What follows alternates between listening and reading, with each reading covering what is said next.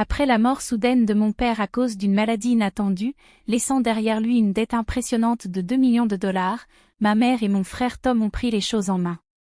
Ils ont décidé comment gérer l'héritage de mon père sans me consulter, me laissant porter la plus grande partie de la dette. Ma frustration envers eux a atteint un point critique jusqu'à ce que le destin leur donne une bonne leçon. Je m'appelle Nani, je suis célibataire, j'ai 24 ans et je suis enseignante dans une crèche. J'ai obtenu mon diplôme dans un collège de 2 ans et j'ai toujours vécu avec mes parents et mon frère Tom, qui a à peu près le même âge que moi. Depuis notre enfance, Tom et moi ne nous entendons jamais bien. Diplômé d'une université prestigieuse, Tom me méprisait pour avoir étudié dans un collège inférieur. Son arrogance était souvent accompagnée de moqueries sur ma personnalité modeste et mon apparence ordinaire. Avec cette apparence banale et l'absence de qualifications impressionnantes, qui voudrait sortir avec toi, disait-il souvent. En réalité, j'ai un petit ami, mais je garde cela secret pour éviter les critiques de Tom. Bien que ces mots me blessaient autrefois, ces jours sont révolus. Maintenant, je suis très fière de mon travail en tant qu'enseignante, trouvant une immense joie à interagir avec les enfants et à observer leur développement. Les paroles de Tom ne me touchent plus. Ma mère, qui vénère Tom pour son diplôme universitaire, se vante constamment de lui auprès des proches et des voisins. En revanche, j'étais souvent traitée comme un simple après-coup. Il était clair que ma mère favorisait Tom et le traitait avec bien plus de considération. Contrairement à elle, mon père a toujours été de mon côté. Chaque fois que ma mère donnait des collations uniquement à Tom, mon père partageait discrètement les mêmes collations avec moi. Il exprimait fièrement son admiration pour mon choix de devenir enseignante, et je chérissais profondément ses gestes et ses paroles de soutien. Mon père était PDG d'une petite entreprise où Tom travaillait également. Malheureusement, la situation financière de l'entreprise s'était récemment détériorée. Malgré les efforts incessants de mon père pour réduire le déficit et les longues nuits passées au bureau, Tom restait indifférent. Je ne peux pas travailler pour une entreprise dirigée par quelqu'un qui semble si pauvre, déclara Tom, en démissionnant de son poste pour en accepter un autre ailleurs. Depuis son mariage, ma mère avait arrêté de travailler et s'était entièrement consacrée à la gestion de la maison. Sans expérience pour soutenir les affaires de mon père, elle ne comprenait pas les défis auxquels il faisait face. Bien qu'elle ait vu ses luttes quotidiennes, elle le critiquait pour l'échec de l'entreprise. L'entreprise a encore des difficultés. Si tu ne réduis pas le déficit bientôt, je ne pourrai pas acheter ce sac dans le magazine. Honnêtement, que fais-tu toute la journée? Tu es complètement inutile, disait ma mère. Elle avait un appétit insatiable pour dépenser, surtout pour des articles de luxe, souvent achetés sur un coup de tête. Son attitude méprisante envers mon père, comme si elle ne reconnaissait pas la valeur de son dur labeur, me remplissait d'indignation. Bien que je ne sois pas une experte en affaires, j'ai vu mon père travailler sans relâche depuis mon plus jeune âge et je comprends à quel point il est difficile de gérer une entreprise. Ma mère, qui l'accompagnait depuis des années, devrait le savoir aussi. Je ne pouvais pas comprendre pourquoi elle le blâmait comme s'il était incompétent. Un jour, ma frustration déborda, et je confrontai ma mère, exigeant qu'elle cesse de rabaisser mon père. Sa réponse fut pleine de mépris et condescendante. Pourquoi devrais-je être réprimandée par quelqu'un comme toi? Les personnes sans éducation devraient garder leurs opinions pour elles. Ne parle pas de choses que tu ne comprends pas, rétorqua-t-elle. Tom, apparemment influencé par l'attitude de ma mère, s'est joint à elle pour me critiquer durement. Il était clair que, malgré notre lien du sang, nos valeurs et nos personnalités étaient des mondes à part. Nancy, ne laisse pas leurs mots te toucher. L'éducation ne définit pas ta valeur. Sois fière de ton rôle en tant qu'enseignante en crèche. C'est ce qui compte vraiment, dit mon père. Ces mots d'encouragement réchauffèrent mon cœur et renforcèrent ma détermination. Même si une partie de moi voulait confronter Tom et se sentait éclipsée par lui, le soutien de mon père me donnait du courage. Tant qu'il serait à mes côtés, je savais que je pourrais affronter n'importe quoi. Un événement inattendu, cependant, brisa mon monde. Mon père, je fus horrifiée d'apprendre qu'il s'était évanoui au travail. L'équipe de l'entreprise, qui m'a contacté, m'a dit qu'il avait été transporté à l'hôpital dans un état critique. Sans hésiter, je courus à l'hôpital, seulement pour découvrir que ma mère et mon frère n'étaient pas là. Je suis trop occupée pour sortir, tu devras t'occuper de ton père, dit ma mère. Je fus choquée par sa réponse. Comment pouvait-elle dire qu'elle était trop occupée alors que la vie de mon père était en jeu? En tant que femme au foyer, elle avait certainement plus de flexibilité que moi. Quoi de plus important que d'être là pour mon père? Incrédule, je m'occupais des formalités à l'hôpital et écoutais les nouvelles sombres du médecin. Mon père avait souffert d'une insuffisance cardiaque aiguë et n'avait que quelques jours à vivre. Je le visitais dès que je le pouvais, espérant voir son sourire une dernière fois. Quelques jours après son hospitalisation, comme s'il ressentait ma présence, il reprit brièvement conscience alors que je tenais sa main. « Papa, quel soulagement de te voir, tu me reconnais ? » « Tu peux entendre ma voix » implorai-je désespérément, mais il me regarda avec un regard lointain et vide, avant de fermer les yeux pour ne plus jamais les rouvrir. Jusqu'à ce que mon père décède, ni ma mère ni Tom n'avaient fait le moindre effort pour lui rendre visite. Ils ne se montrèrent que peu avant les funérailles, manifestement réticents à s'occuper des préparatifs. Au cours de notre conversation, il devint évident que l'entreprise de mon père avait fait faillite, laissant derrière elle une dette de 2 millions de dollars. « Les héritages viennent avec des dettes », dit ma mère, avec du mépris dans la voix. Pendant les funérailles, elle et Tom commencèrent à blâmer mon père pour la situation. Il était irresponsable de son vivant, et maintenant il nous a laissés avec ce fardeau.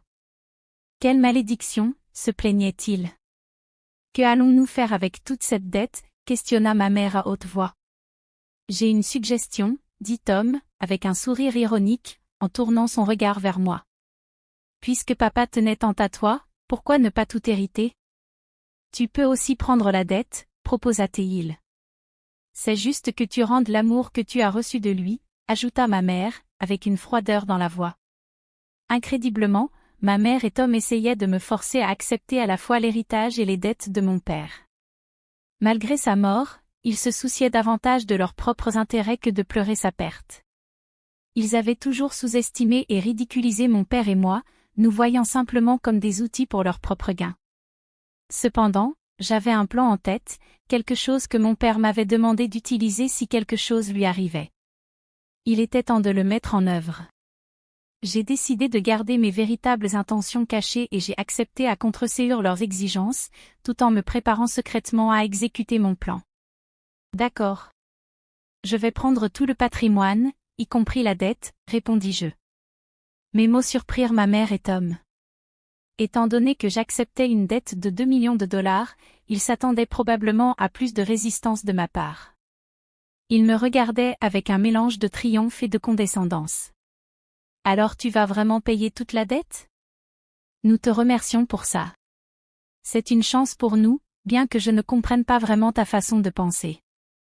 Tu es vraiment assez naïve, mais c'était à prévoir, compte tenu de ton niveau d'éducation limité, dit Tom. Ma mère et Tom, finalement, renoncèrent à toute revendication sur l'héritage de mon père. Sans d'autres proches pour contester l'héritage, j'étais la seule bénéficiaire.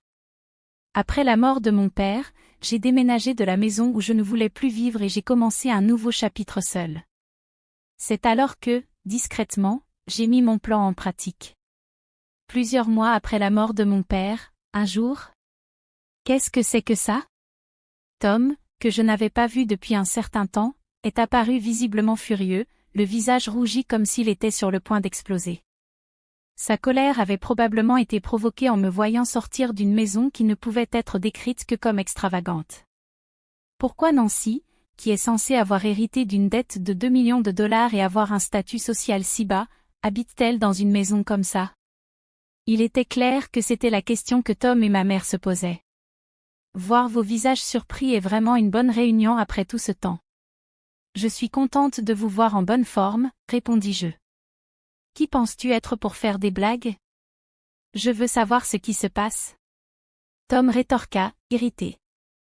C'est ma maison. Est-ce vraiment si surprenant de me voir sortir de ma propre maison? Tom, de plus en plus agité, s'avança vers moi.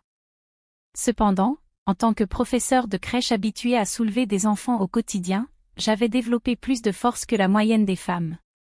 Tom, qui menait une vie sédentaire et évitait l'exercice, était relativement faible.